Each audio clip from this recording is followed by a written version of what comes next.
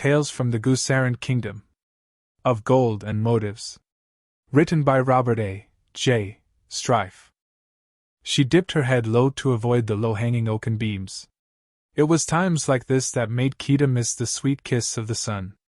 Sooty dust caked the air like a wool blanket, thick and choking, permeating the lower levels from years of neglect.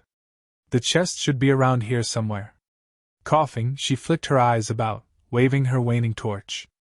I never should have taken this job, she thought. I am paying you handsomely, elf, so don't complain. The merchant had grumbled. The azure spire has what I want, and what I want is that amulet. That poxy ass?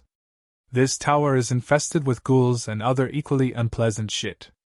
Spiral steps descended into the murky dark, leading to a heavy ash door, moth-eaten and studded with rusted iron.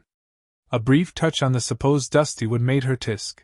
Kita tugged her hand away, coated in a sticky, sick-colored ichor. I don't like where this is going, she thought, unsheathing a short sword. A resounding creak heralded as she pushed her way inside. Inert torches on wall sconces greeted her on entry, and she used her own fire to light the room. There it is, she said aloud. That fat merchant is paying me 4,000 gold for this job.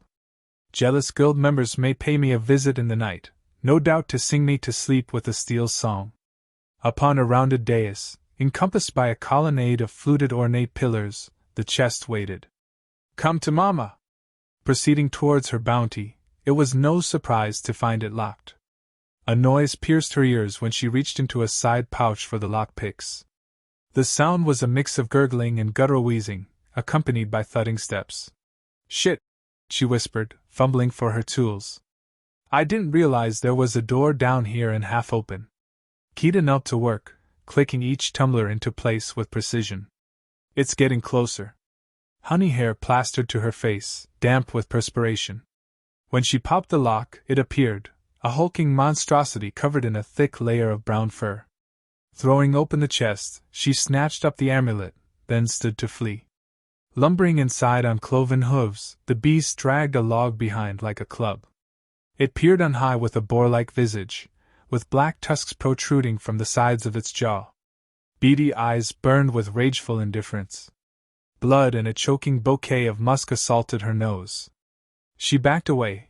The beast leapt towards her on powerful legs, swinging the log in a wide horizontal arc. Kita slipped on loose gravel, falling backwards, narrowly evading her demise. The wind from that killing blow felt like a tempest, a storm of death. She rolled with the fall and sprang for the door, cursing on the way up. Too fast, she thought, hugging a side wall as the log descended onto the steps. Through the deluge of splintered wood, she thrust her short sword and found the flesh of its cheek. The beast wailed and tumbled downwards while she made her way up to freedom. The once empty foyer of the tower was now a congregation of shambling stiffs blocking her departure. I need to clear a path. That monster is still in pursuit at my flank. Kita bolted for a side wall with the least resistance and pierced through the eye socket of a ghoul. She used the corpse to maneuver through the crowd, slashing and stabbing until she reached the door. Her exit flew open, revealing a slender man standing in the entryway, waving her forward. What's he doing here? The lad slammed the door shut after she dove outside. Despite the man before her, a sense of distorted comfort greeted her from the sparse pine trees that encircled the area. A light breeze whistled, drying the sweat on her forehead. She found her feet and spat off to the side. What are you doing here, Halford?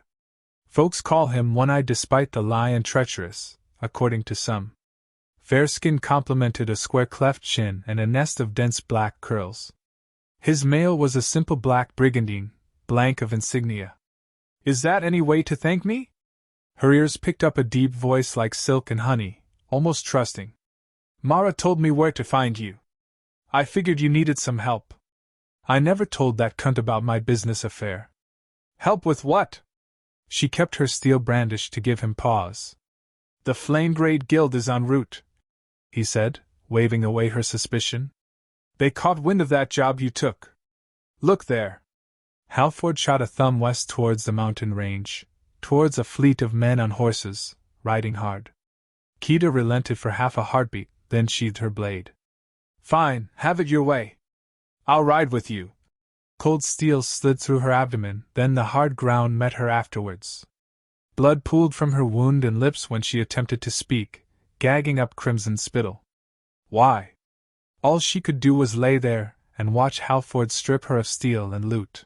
Mounting up, he gazed down at her with a look of indifference. Real sorry about that, love. I'll be sure to tell the merchant that you died trying to escape from the tower. The guild will understand as well. Halford rode off singing a jolly song to himself while she sprawled on the warm ground. Her vision waned dark as night while the sun kissed her face, with hate on her mind and vengeance lingering on her tongue. I won't die here, she thought, shifting to her stomach with a low groan. Pain attempted to snatch the wolf from Kita, but rage helped her along like an old friend.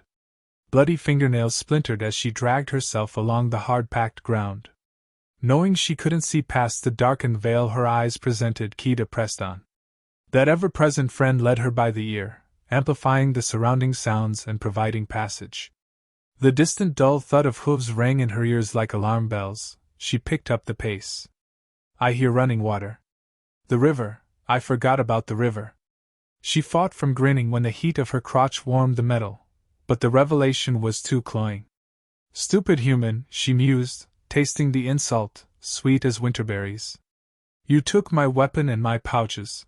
Kita rolled down a muddy hill and slid into the fast-moving rapids below, blacking out. Stirring, she opened her eyes to the setting sun, nestled within the bed of a muddy shore. One eye, she almost choked with the thought. I only see half the truth. At least I have my sight back, or well enough. I need to get a fire started, she thought. Too bad I can barely move. Strong hands dragged Kita from her bemired blanket, and she panicked for a moment, then sighed. Do what you want to me. I'm dead anyway, she gasped. The stranger laid her against a hefty log before stepping towards a stack of timber and kindling. A man. Dark purple robes dripped in gold filigree, hiding all beneath. He appeared in his mid-50s with white streaks in his slick-back black hair. A whispered word flowed from his lips, and then a lance of bright fire lit the kindling in a blaze of heat. Kita had been enjoying the crackling and spitting of logs before the man shifted her to her back. Oh great, she thought sourly. He's going to have me before I die. He ripped away the leather and cloth from her abdomen and touched her wound with his hand. Moments of sharp pain replaced her confusion, accompanied by a burning sensation. When Kita realized she could move again, she gave him a bloody smile. I'm healed? Who are you? A friend. His voice was calming, smooth as silk. How are you feeling? Rubbing her stomach, she sat up, blinking for clarity. Friend? That's an odd first name, old man. The elf spat a glob of blood onto the flames and heard the sizzle. To answer your question, I'm better. Now, if you could point me to Airmarsh Way. You want to kill Halford. Thirst for vengeance, I see. She glared at the man.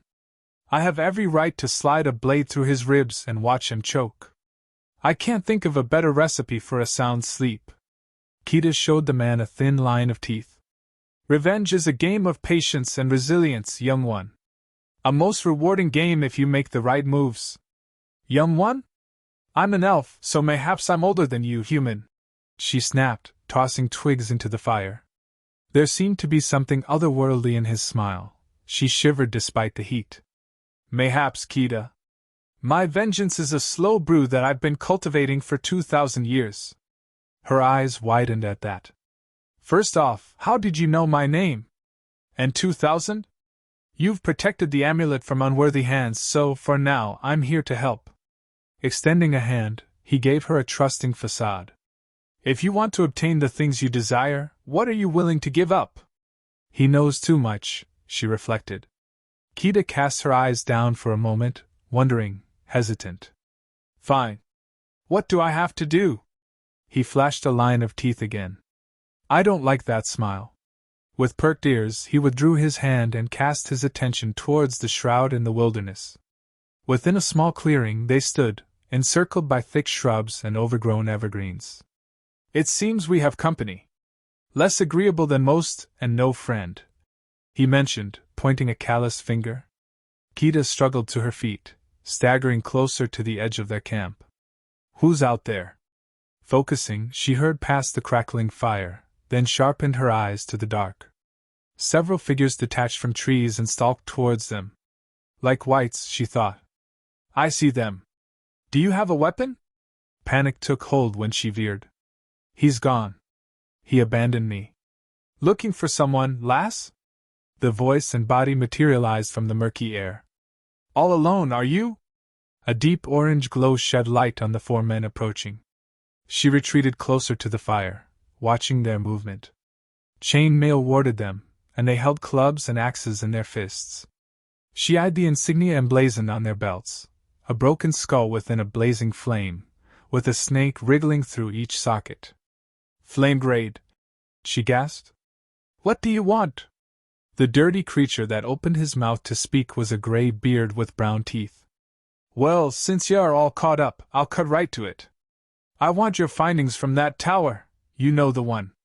You're too late. A human took my things. I need a weapon. Why don't y'all fuck off back where you came? Another cretin crept close, sealing off Kita's retreat. I'm sure we can find something on you. Let's have us a look. The axe descended, narrowly missing her head as she leaned away. A club to the ear followed her evasion, and a voice spoke through the daze. Who was that? Another reached for her shoulder with hands like an iron trap. Yes. Kita bit his fingers, bent over to snatch his ankles, then yanked his legs up. He hit the ground hard, ringing his head against a jagged stone. Quickly, she reached into the fire for a log, then turned his face into a bloody paste. Pain and a sense of euphoric bliss dueled within her soul, which confused the elf. She muffled her screams from the burning bludgeon, catching an axe head from a parry. Before their weapons could fall, Kita rushed at the man and bit out his throat, giving the last two paws. When did you die? I taste blood, sweet as wine. Crazy bitch. One bellowed, clearly shaken. You! How did you? The other mumbled. She filched a dagger from the corpse of a flame grade and dashed at them, screaming like a banshee. Her eyes pierced through the night, scanning, finding the last man standing. Slowly, she removed the dagger from the socket of his friend and rose. I don't remember killing him. Autonomously, her body acted without input, only stopping once the gurgling chokes ceased. The tears won't stop. Kita curled up next to a dead man, cradling her burned hand. How did that make you feel? Him. The voice roused the elf. Sitting up, she shoved her hand into the ruins of a man's face and caked it in blood. As still as the evergreens, he loomed like a sentinel, eyeing her with a look of dispassion. Not an ounce of pity or care in that gaze, she observed. You called yourself a friend, but you abandoned me. They could have taken more than my life. You appear to have handled yourself well enough, Kita. Accept the victory. She shot up to face him. I'm not sure how I won that fight, old man. Why did you abandon me? He made no move to comfort her. Your tears are misplaced, young elf. I am neither of your human foster parents who left you to fend for yourself. Don't leave me again. Are you sure I did as you claim? Mayhaps you remember a voice echoing in the reaches of your mind. Her eyes continued to narrow. It's as he says, there was a voice. So what if I do? What does that have to? You gave me control, and I did what's necessary for your survival. Stumbling, Kita retreated a step. Why you? You're a demon? You took my body without my permission. Towering over her, he said. Think back on that statement of yours, girl. Now come, we have work to do. They shuffled through the silence of the night with only the moon to light the way. A hooting owl calmed her thoughts in this temperate countryside. Something slick tripped her up, and she caught herself on a tree. That was close. Kita used her elven hearing to keep up, tracking the sounds of his footfalls. A shiver crept through her from the exposed abdomen of her leathers. At least I'm alive. Hours of trudging made her legs ache, adding to her confusion, and when she worked up the courage to ask, he stopped. A fire, a horse, and a man, she observed. It's him. Kita clenched her fist, then halted when the wizard raised a hand. He wants me to wait. Together they lingered, watching Halford turn a hair on a spit. Fat and grease dripped onto the embers with a satisfying sizzle. She licked her lips. Halford took to his bedroll within minutes after his meal. The brigand reclined on his back, eyeing an image inside an old locket with longing. Who is that woman? Light danced on his mount resting beneath a tree. The scene is perfect for a murder, she thought. If you won't take action, I will, she whispered to the old man. He flicked his gaze to Kita, and she opened her eyes to the morning sun, leaning against a tree. A squirrel stooped on her thigh, munching on an acorn with fat cheeks. What happened? The critter shot her a puzzled look and bounded off. You're too eager, girl. Kita stood and found the voice. Despite their color difference, the elder blended with the surrounding hue. Why else would you lead me here if not to rip his tongue out? And what did you do to me? She skinned her britches down and squatted for a piss before he could answer. I put you to sleep. To deal with an enemy, you should learn everything about them first. Knowledge, Kita, knowledge is key. She sighed with relief and said, Money is key to me, old-timer. I could be pissing on his dead body instead of this patch of grass. What's there to learn from a bastard like Halford? He took a step towards her on silent feet. No crunching of leaves or twigs snapping, she observed. Surely you've noticed the woman your friend admired before he slept. The locket by chance? Kita finished and yanked up her pants. A woman, what of it? Do you recall her appearance? She frowned at him, feeling the beginnings of irritation. Can't say I paid close attention to some picture. My hatred is for him. The woman's an elf, much like yourself, and such regal attire. He began, watching her face.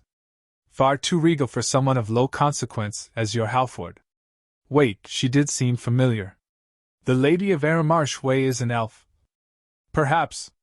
He smiled at her then. So she is. How about we learn more regarding that, you and I?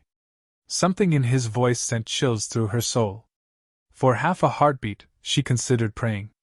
Maybe he really is a demon, she thought. Dark eyes seemed to see past her, through the clothes, and beyond the skin. She ignored the vulnerable sensation and gave him a nod. Good, he said, his voice as crisp as the morning air. Then let's pay a visit to a city you're familiar with. If not for the old man knowing where to flag down a passing carriage, their trek south would have taken a month. Instead, it only took a few weeks, and I learned so much. Enough to bury that human, she mused. Kita's scorn darkened with her hair, altering her appearance for better subterfuge. People scarce remember anything unless a prized weapon or horse is in their possession. Aramarsh Way's brothels were often packed with gossipy women, having mouths as loose as their legs. They graced the whorehouse with a predilect visit. A few choice words could spread like an illness in a place like that, he had mentioned during the travel. Kita found the fragrant herb bundles hanging on the walls odd, plentiful, and overpowering. White walls edged in decorative red bricks made the brothel appear less shifty. Knights, soldiers with checkered loyalties, adventurers, and even the city guards stood waving mugs at a woman singing on the bar counter. With deft fingers, she strummed a stringed instrument wearing a frilly red dress. Her voice is sweet, distracting. This place seems more like a tavern, except for that flight of stairs. No doubt they led to a few rooms with whores farming coin on their backs. Welcome to the Busty Huntress, a flat-chested, handsome woman greeted.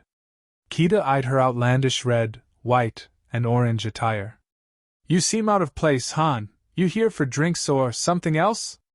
Sultry feminine eyes undressed the elf, which made her uncomfortable. Kita cleared her throat. My friend and I want a table to drink an ale or two. Your friend? Love, are you well? She twisted her head about. He's gone again. I suppose he had business elsewhere. Seizing her by the hand, the woman led Kita to a table near the singer. This is quite a surprise, she mentioned, plopping onto an adjacent seat. A surprise? What are you talking about? The woman brushed the air with a wave. Surely you've noticed the patrons in here. Are you a sister or cousin to the lady? I'm not related to Lady Sorasana, no. You make it seem like elves don't come here. A knight in gambeson slipped a pair of dirty fingers beneath the singer's red dress, and it helped her achieve higher notes. Elves don't come here, love. Hell, we scarce see them in the city unless they're in well-guarded carriages. If ya are looking for work, I'm sure anyone here will pay 1,000 gold to fuck you. Some would even pay half that to see you naked. I don't want these dirty peasants to touch me, she almost growled. Wait, 1,000 gold? I may be in the wrong line of work. I'm here for a drink and maybe a conversation. Then I'm yours for a time then. Let me fetch you some ale, the woman said, then left for the bar. As soon as she pointed that out, I could feel the eyes on me. Kita already felt naked as she sat there. I never noticed the lack of elves in low-end places like this. Most elves in the kingdom were of high status and kept away from anything beneath them, unlike that other filth. You're doing well, Kita. The wizard sat next to her with a straight back. Is nobody taking notice of him? Where have you been? Around. I have duties as well, same as you. The woman returned and set down 2 frothy mugs. Oh, beg pardons, I didn't notice you come in. Is this the friend you spoke of, Han? He's real? She can see him? Somehow, that only brought about more questions. Ah, yes. I will bring you something as well. He sprang up, cutting her off with a wave. I'm leaving. Enjoy your drink, Huna.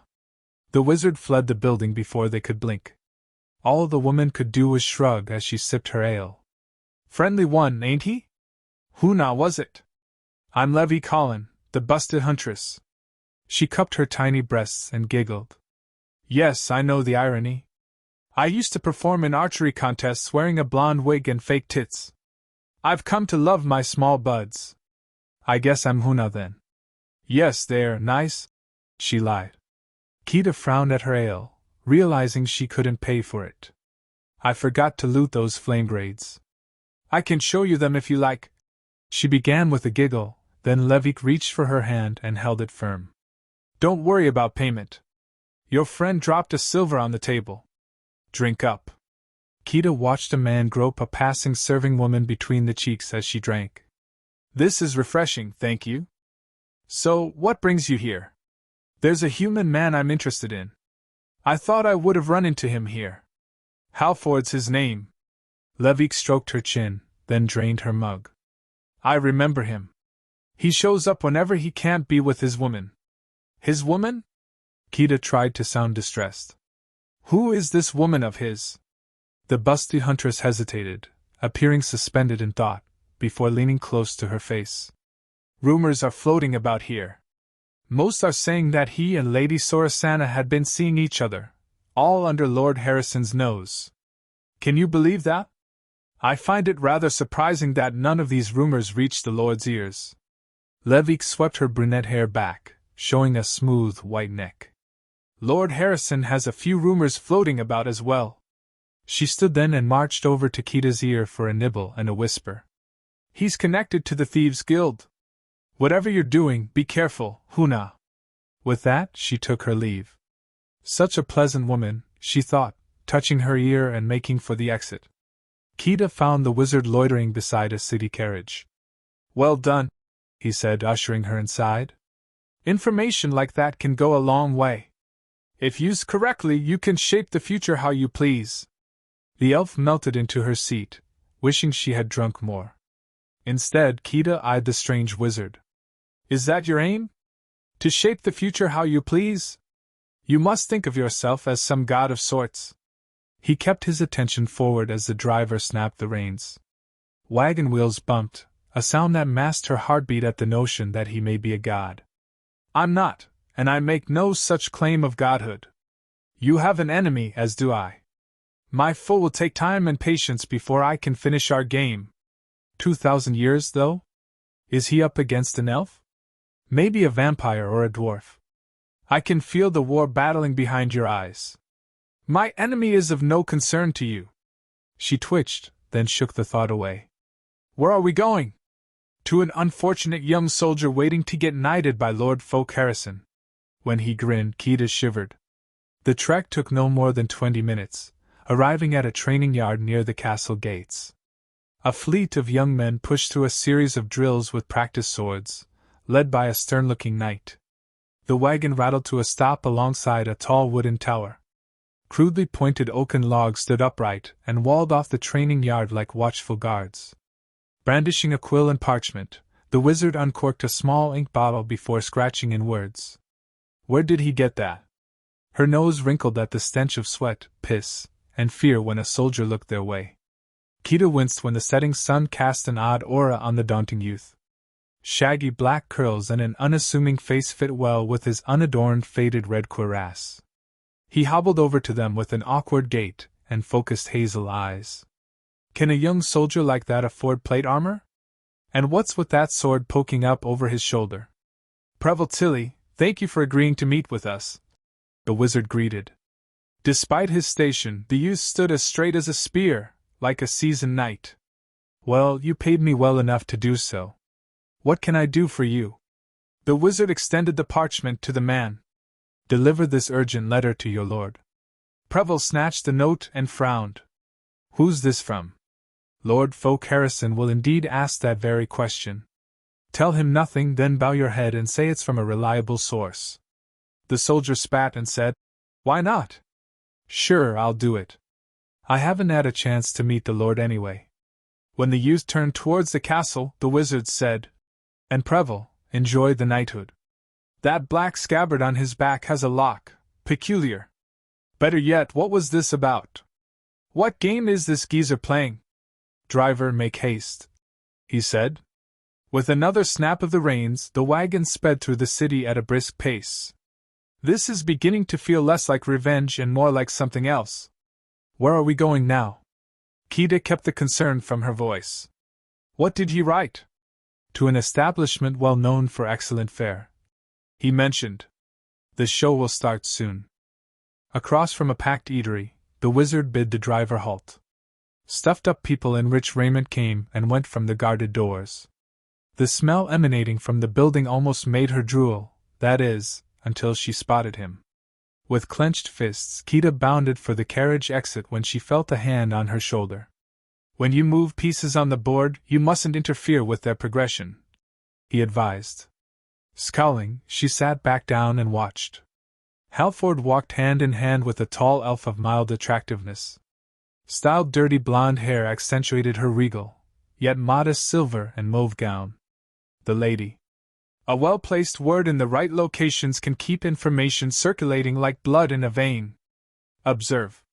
During their stakeout, the wizard remained a statue, stiff and unmoving, while Kida fidgeted. More than half the castle guards arrived and stormed the eatery. She watched, wide-eyed and awed, with delight and melancholy jostling her emotions. They're arresting him and escorting the lady away. Ah, there's no look of guilt on her face. She decided to trust this new mentor of hers. Kida snuck into the castle dungeons in the black of night and found Halford. He wallowed on his straw bedding, mumbling curses. The guards are busy, so I'm here, your executioner. Enjoying your new home? He shot up at her voice, then widened his eyes at Kida under the torchlight. You're alive? Almost didn't recognize you. Did you do this? Your sins brought you here, she replied, trying to sound like a vengeful spirit. I should use what I learned and roast him with fire. You've earned this. Ya couldn't keep your cock out of someone above you, could ya? Halford tried to reach through the bars for her neck. Do you know what you've done? The Thieves' Guild will get rid of Sorasana and her children. Does her children deserve that? Lord Harrison will be overjoyed now that you're no longer fucking his wife. Stupid elf bitch. Sorasana raised me. She is my mother. No, that can't be true.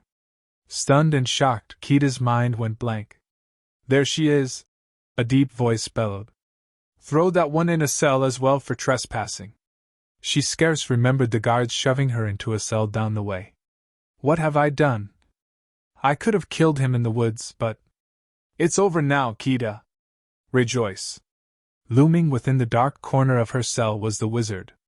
You lied to me, this wasn't vengeance. I'm left with nothing now. Wait, I still have the amulet. She felt for it, finding nothing. It was on my crotch. How did I not know it was missing? I took it, he said, flat and curt. A whispered word to a merchant, and a hired hand to fetch an item from a warded tower. 'Tis a game, Kida, players and pieces. You used me. What am I to do now? He stepped closer, keeping to the shadows. I taught you enough about survival and channeling mana during our travel. Soon, this castle will come under a new rule. Best find another place to call home. She bit her lower lip at that.